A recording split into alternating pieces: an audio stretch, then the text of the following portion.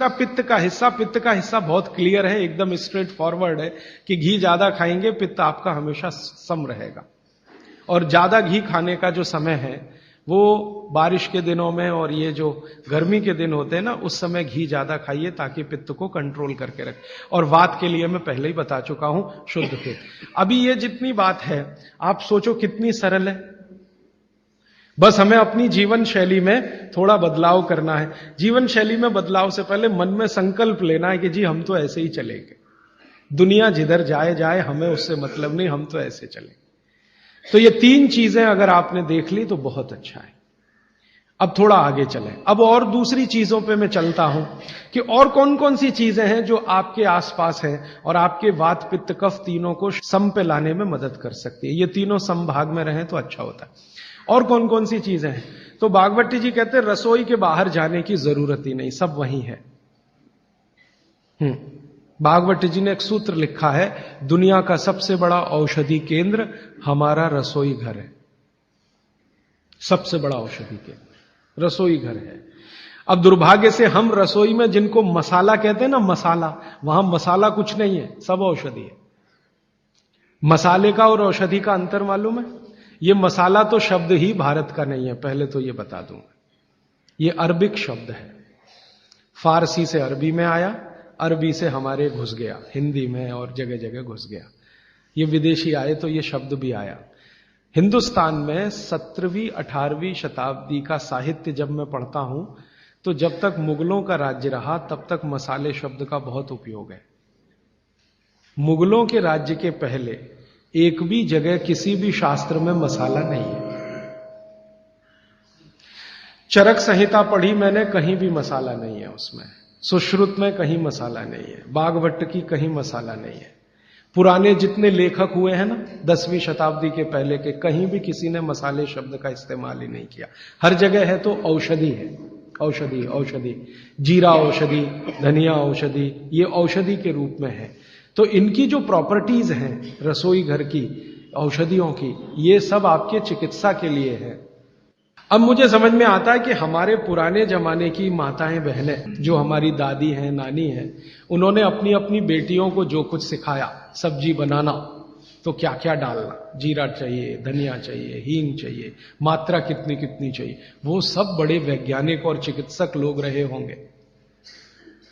क्योंकि रोज हमारे शरीर में वात पित्त कफ की स्थिति सम और असम होती रहती है। आप जानते हैं सुबह जो है ना वात ज्यादा होता है शरीर में, सुबह सुबह, दोपहर को पित्त ज्यादा होता है, शाम को कफ ज्यादा होता है। तो ये पूरे 24 घंटे में ऊपर नीचे होता रहता है। तो 24 घंटे में जो वात पित्त कफ ऊपर नीचे होता रहता है, तो सब्जियों में उसी के हिसाब से औषधियां डाली जाती है। जैसे दोपहर की सब्जी बने, दोपहर की, तो मेरी दादी को मैंने देखा था कि दोपहर की सब्जी बनाएगी तो अजवाइन जरूर डालेगी उसमें, और वही सब्जी रात को बनाती थी तो अजवाइन नहीं डालती थी। तो एक दिन मैंने दादी से पूछा कि यही सब्जी दोपहर को मैंने खाई तो इसमें अजवाइन थी, शाम को खाई तो नहीं, क्यों? तो उसने उत्तर तो नहीं दिया। तो उसने कहा मेरी मां ने ऐसा सिखाया। बस बात खत्म हो गई। अब उस समय मैं भी मान लिया कि ठीक है, उसकी मां ने सिखाया। अब जब मैंने काम शुरू किया ये चिकित्सा पर, तब मेरे समझ में आया कि अजवाइन जो है पित्तनाशक है। घी के बाद, देशी गाय के घी के बाद जो सबसे ज्यादा पित्तनाशक दूसरी कोई चीज है तो वो अजवाइन है। और दोपहर को पित्त भड़कता है, आप जानते हैं, और वो स्वाभाविक है क्योंकि खाना खाने के लिए पित्त भड़कना ही चाहिए। तो उस समय अजवाइन डाली जाती है सब्जी में, क्योंकि दोपहर को ही शरीर को अजवाइन की जरूरत होती है पित्त को सम पे लाने के लिए। तो भारत में ज्यादातर माताएं बहनें ये बात जानती हैं कि दोपहर की सब्जी में अजवाइन चाहिए। दोपहर का दही है ना, दही का मट्ठा, उसमें भी अजवाइन का बघार लगता है। दोपहर की जितनी भी चीजें हैं ज्यादातर अजवाइन ग्रस्त होती हैं या अजवाइन से बनती हैं, क्योंकि पित्त को सम पे रखना है। तो आप सोचो जो लोग ये कर रहे हैं वो बिना कहे कितना बड़ा काम कर रहे हैं। हमने उसका वैल्यूएशन नहीं किया, ये हमारी मूर्खता। हमारे यहां तो एक बहुत बड़ा दुष्कर्म इस देश में हुआ है। अंग्रेजों के हम गुलाम हो गए तो सब कुछ हम भूल गए, अपनी चीजें। अंग्रेजों ने जो सिखाया वही हमें याद है।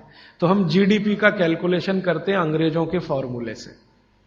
जीडीपी निकलता है इस देश का, ग्रॉस डोमेस्टिक प्रोडक्ट। तो मैंने बहुत बार इस देश के अर्थशास्त्रियों से पूछा कि जीडीपी में आप विचित्र विचित्र कैलकुलेशन करते हैं। जैसे भारत की पुलिस है, उस पर जो खर्चा हो रहा है वो जीडीपी का हिस्सा है। अगर चोरियां बढ़ी, डकैतियां बढ़ी, तो पुलिस का खर्च बढ़ेगा तो जीडीपी बढ़ेगा। और प्रधानमंत्री छाती ठोक के कहेगा मेरे जमाने में जीडीपी 10% से ऊपर बढ़ गया। सो व्हाट, पुलिस का खर्च बढ़ गया, माने चोरियां बढ़ गई, डकैतियां बढ़ गई, अत्याचार बढ़ गए, अनाचार बढ़ गए, तो जीडीपी बढ़ गया, तो क्या बड़ी बात है। तो हमारे जो जीडीपी के कैलकुलेशन है बड़े विचित्र हैं। इसमें चोरी हो, डकैती हो, लूट मारी हो तो जीडीपी बढ़ेगा, लेकिन माताएं बहनें घर में जो करती रहती हैं वो जीडीपी में है ही नहीं, कैलकुलेशन ही नहीं है उसका। भारत सरकार कोई कैलकुलेशन नहीं करती कि किसी माँ ने 1 किलो पापड़ बना दिए तो जीडीपी बढ़ा कि नहीं, तो कहते हैं जी मालूम नहीं बढ़ा कि नहीं बढ़ा, क्योंकि कैलकुलेशन नहीं है। किसी माँ ने दाल की बड़ी बना दी, 5 किलो दाल की, तो जीडीपी बढ़ा कि नहीं बढ़ा। आपका मन क्या कहता है, बुद्धि क्या कहती है, बढ़ा कि नहीं बढ़ा। किसी ने बड़ी बना दी, किसी ने पापड़ बना दिए, किसी ने कुछ बना दिया, किसी ने गोंद के लड्डू बना दिए, किसी ने मावे का कुछ बना दिया, तो जीडीपी तो बढ़ ही रहा है, लेकिन हम कैलकुलेट नहीं कर रहे हैं उसको, क्योंकि अंग्रेजों के यहां महिलाओं का किया हुआ काम महत्व का नहीं माना जाता। अंग्रेजों के यहां ये जो अंग्रेज जात है ना दुनिया में, ये महिलाओं के किए हुए काम को काम ही नहीं मानती। आपको मालूम है 2000 साल यूरोप में महिलाओं को पुरुषों से हमेशा कम वेतन मिलता रहा, और आज भी है ये कई देशों में। वो मानते ही नहीं कि इनका कोई काम है। क्यों? वो महिलाओं में आत्मा नहीं मानते। हां, यूरोप का सबसे बड़ा दार्शनिक है प्लेटो, वो कहता है कि स्त्रियों में आत्मा ही नहीं होती, आत्मा सिर्फ पुरुषों में होती है। तो स्त्री जो करे वो बेकार है, पुरुष जो करे वो ही अच्छा है। तो उनके यहां से ये कैलकुलेशन हमारे यहां आ गया कि स्त्री कुछ भी करे तो काम ही का नहीं। तो अंग्रेजों का 200-250 साल जो राज चल गया, उसमें हम सब के दिमाग खत्म हो गए, सोचना विचारना बंद हो गया, तो हमने भी वही मान लिया।